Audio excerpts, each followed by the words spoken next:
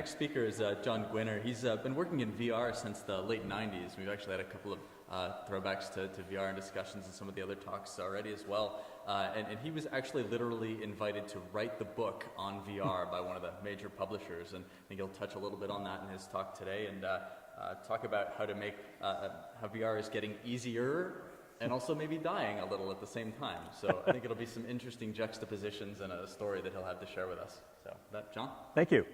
So what I came here to talk about was two things. One of them is I literally, if I had chosen the title of my book, I did not. It was traditionally published. It would be VR is now easy-er. So it's something called, what I wrote the book on was something called React 360. It used to be called React VR.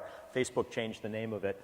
But it's based on a technology called Web VR, which they are now renaming to be the Immersive Web because they're trying to add augmented reality as well to it.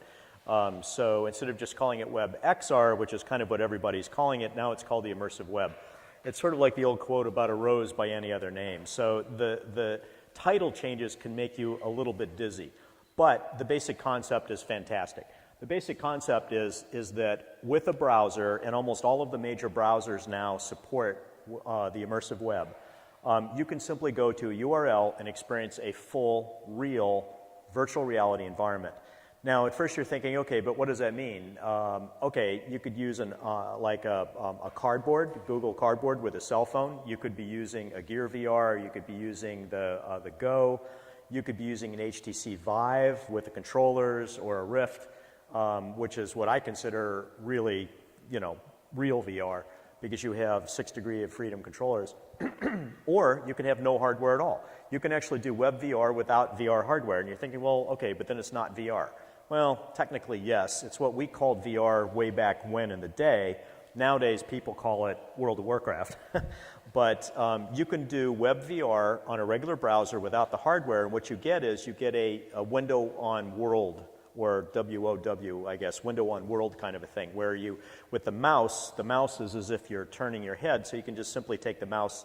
So if you've ever gone to Facebook and seen Pano 360s, that's essentially, VR on a flat screen without the hardware. So what Web VR literally is a series of APIs that allow standardized JavaScript, which is the language that's built into almost all web browsers, to do real 3D. No software to download, no apps to purchase. You just go to a URL and bam, you get a little view in VR symbol. I thought I had a screenshot, I guess I don't. So now what is React 360? React 360 is a framework for building these web VR worlds. If you know JavaScript or if you know React, which is a Facebook language, Facebook itself is written in React. There's also something called React Native, which lets people build cell phone apps, which aren't web pages. React 360 is closest to React Native. It's still pretty new. It's documented at literally at GitHub, which is basically saying there's really the documentation is practically being written as you write. But it works. And it's really simple. So if you know, essentially, let's see, does that show up? So if you know HTML, this builds a VR world. So view, Pano, source equals text, and this builds this hello world, which is, of course, the first programming example anybody does is hello or hello world, right? And this is full VR. You notice down in the lower left it says view in VR. So this is what I see on my PC when I run it. If I clicked on that and I had a Vive, then I would put on the headset and I would be able to look around, turn my head. The word hello would float in front of me. It's all real. If you're not in VR, the nice thing is you've got the full screen app on the bottom right and you have that little compass thing in the middle. The compass thing is an important UI thing because you can get lost when you're in VR sometimes, especially if you're moving with the mouse. You don't know where you are, how your head's turned, and the little compass thing kind of shows you roughly where you're pointing. So if we look at it, view is sort of like a group. I'm not going to go through most of the... Pano sets up the background, which in this case is a 360, it could be a 360 video. And then the style node is done like HTML styles. So you see, notice it says transform, translate.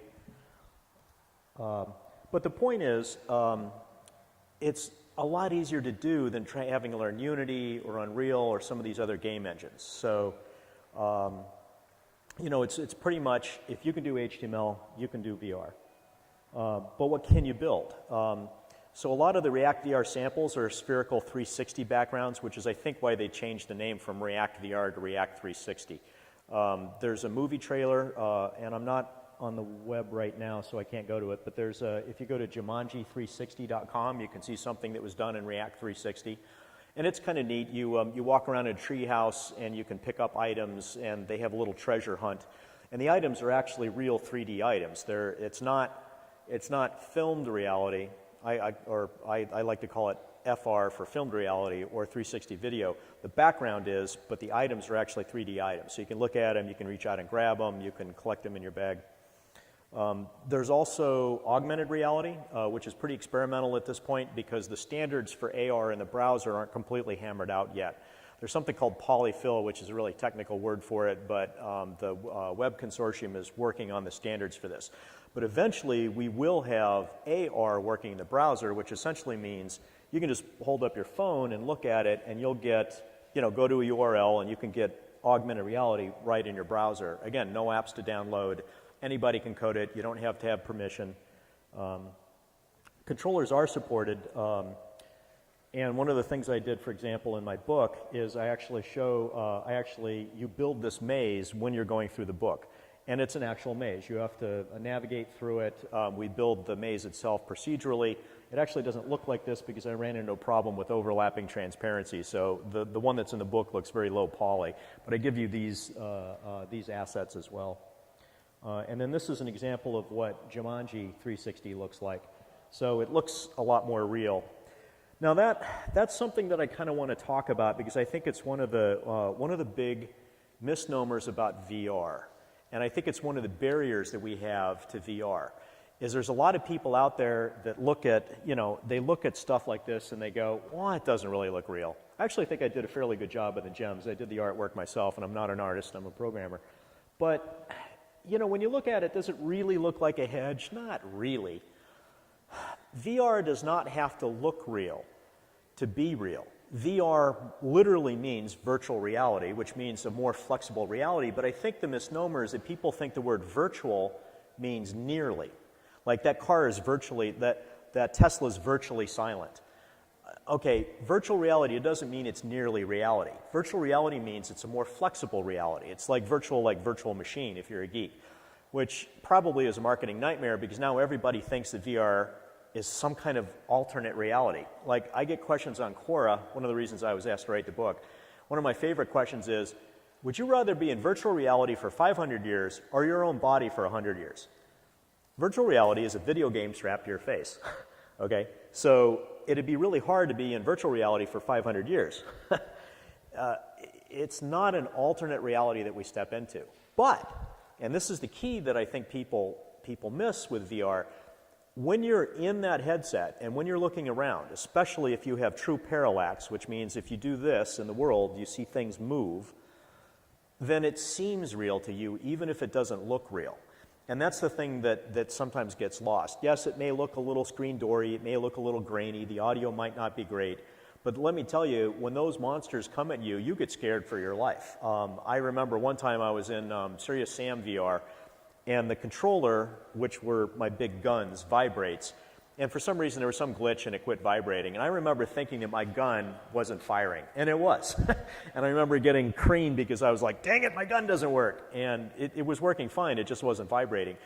Even though you know in the back of your mind, I could feel the carpet in my living room. I knew I wasn't in the middle of some Egyptian pyramid with these monsters attacking me. It seems real. And that's really the key to VR. And that's also, I think, the challenge right now we have for VR, is that when people look at it, they think, well, you know, I mean, it looks all right. It's a little blobby.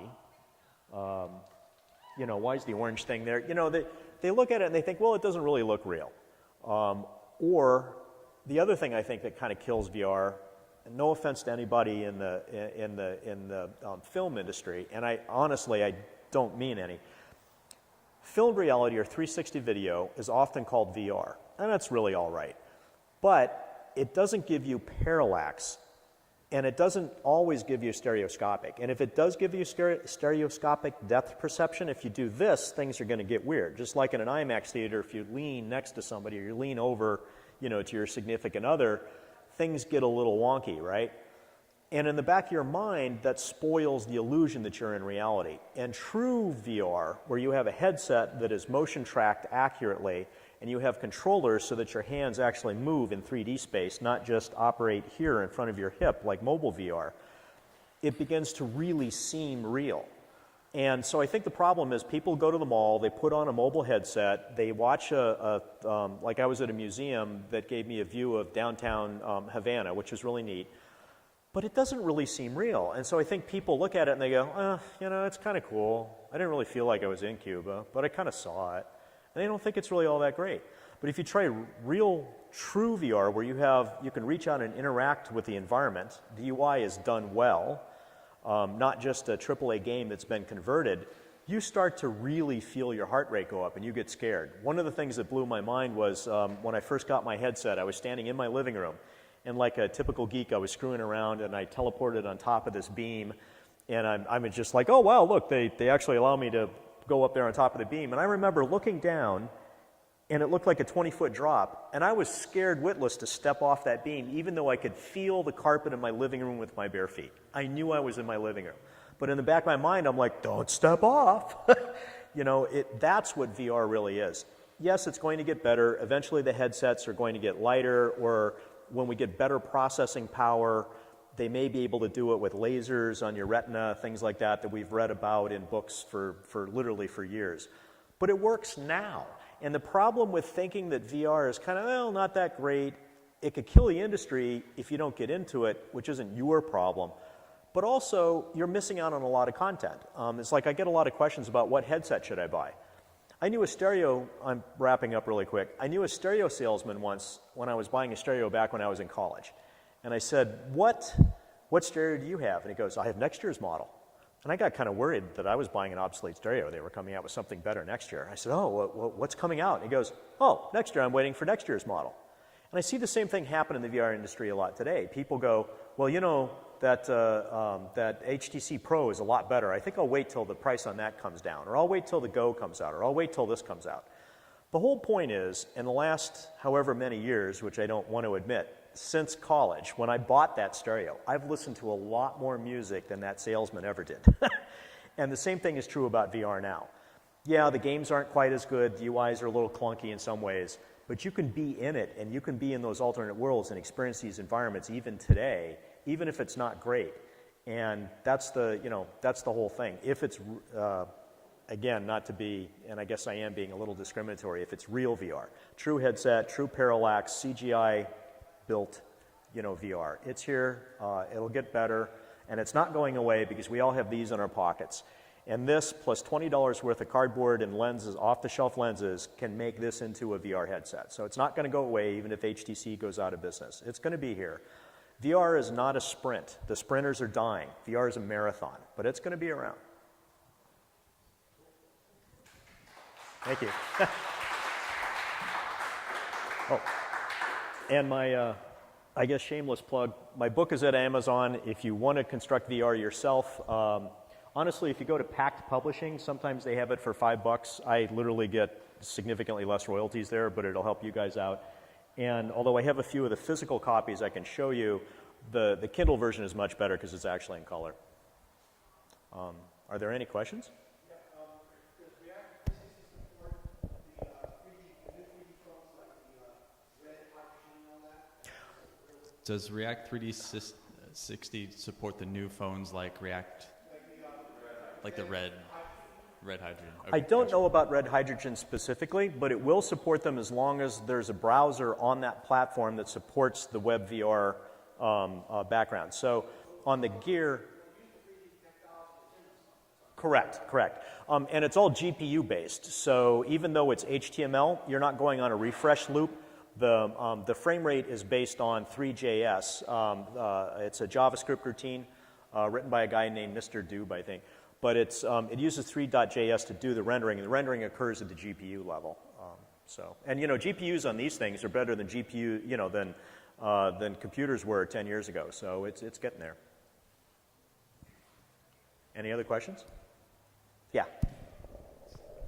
What's the most noteworthy or unique VR experience you've had lately? Oh, there was a question on Quora about that, and I gave the weirdest answer I think ever. The most compelling VR experience I ever saw was the HTC calibration app. And the reason I said that is I've been doing VR for a long time. I had a contract with CompuServe to build a VR front end for them. And I know it's hard. It's really difficult to get everything correct, right? And I put on the headset, and I saw these two controllers on the floor in front of me. And I expected to do this to pick up the controllers. And I reached out, and they were right there.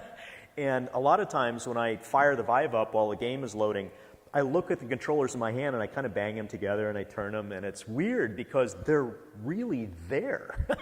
But yet I'm seeing a video display. So, right now I'm kind of involved in Fallout VR, which is kind of fun, but the UI is a little twitchy. Like, there's a thing called the Pip-Boy. In the game, it's your display. And you can do this, and suddenly the Pip-Boy shows up in front of your face, which is really cool. But there's a knob right there that says map, stats, and instead I have to thumb track on the pad over here with my other hand. And I can't tell you how many times I've switched to the wrong screen because you have to slide, not click. And I'm like, I just want to reach out and grab the knob and twist it. And you can't. But other than that, Fallout VR is kind of fun because it's a AAA game. So, and your heart rate really gets going when the mole rats show up right next to you and you start trying to whack them with your gun. And you can just reach out and hit them. So they did that part right. And when you pull the rifle up, the scope goes to a long distance view. And then, I was a sharpshooter in the Marine Corps, so I'm like, plastering people, which the game is probably like, no, you shouldn't be that accurate, but I'm still shooting them, which is a lot of fun. But it's only a game. We're going to get better apps. We're going to get better enterprise apps. AR is going to help on that because then you can wear something where you can look at your coworkers. And so I think in the enterprise space, especially, AR is going to make it all take off a lot more than VR. And the skill sets are pretty similar for building apps in both. Any other questions?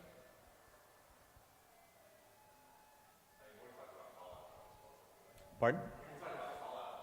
Oh, yeah.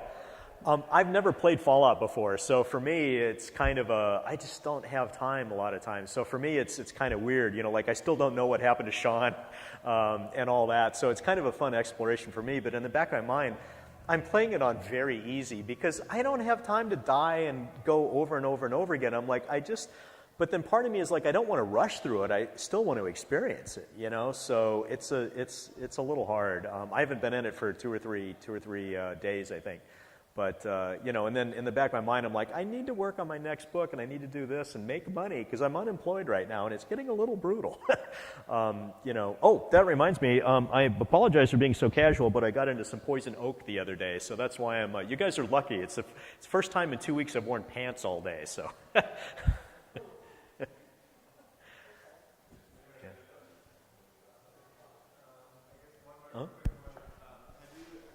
Chance to check out Magic Leap's solution to AR or any of that more advanced cutting-edge hardware? And are you excited about anything on the horizon? Magic Leap looks really good. They've had a lot of hype, and I think the problem is you've got to figure out how much is hype because there's a lot of people in the industry say, look, what they're promising is not physically possible. Some of the prototypes are coming out, but they're being shown in very controlled environments, which isn't necessarily bad. It may mean that there's just bugs that they're working on. I think Magic Leap will help the AR industry a lot. Other things that's going to help AR a lot is there's some simple viewers like Meta, for example, if you have an iPhone, that's it's basically rather expensive, but a rather well-designed plastic frame that you snap your iPhone into, and then you can see AR apps through that. It doesn't work with WebVR, it only works with Unity because they have some special code to make the iPhone properly display on the curved displays. Yeah, like I kind of alluded to this earlier, but I think it's going to be quiet because nobody's going to come home and brag about, wow, I did this great stock trade today where I saw 3 bars and I walked in and I grabbed the one and I slid it over and man, I just made 2% killing on my mutual fund. Nobody's going to come home and talk about that because mostly what I said to a stockbroker, they'd be like, dude, you didn't even use the right terminology. So that's going to be really quiet and under the radar, but I think that's what's going to push it because if a construction company, for example, if they give their project managers headset, and I've seen a really neat HoloLens-based thing where they can look out and actually look at the pillars being built and then click through, or you make a motion, and then see, okay, then the second floor goes on, but then we need this rebar, which means the metal company has to deliver the appropriate rebar before the concrete trucks get here, otherwise the concrete goes bad. And they can look at the project and time everything, but they can do it by visually looking at the actual real-world building that's being built. You know, and it's not, again, it's, people will write home about it, and there's articles about this, but the company's going to say, look, we're getting this project done half again faster because we're using these headsets. You're going to use the headset, and I don't care if you don't like the headset. And that's what's going to push it, is when when the boss says, hey, we're saving money, and we just didn't have to re-pour floor 2 because somebody didn't realize you can't get the fire hydrant into the, whatever, because it doesn't fit, right? Because somebody physically looked at it and realized, wait a minute, the truck doesn't fit through here. That's when it's going to be driven. Because if you have a choice, most people avoid learning new things, right? You just want to come home and drink a beer and watch TV. So, but if business is making money, they'll push the adoption. And I think that's what's going to really make a lot of it take off. But it's, like I said, it's going to be quiet, kind of under the radar. Anything else? Sure.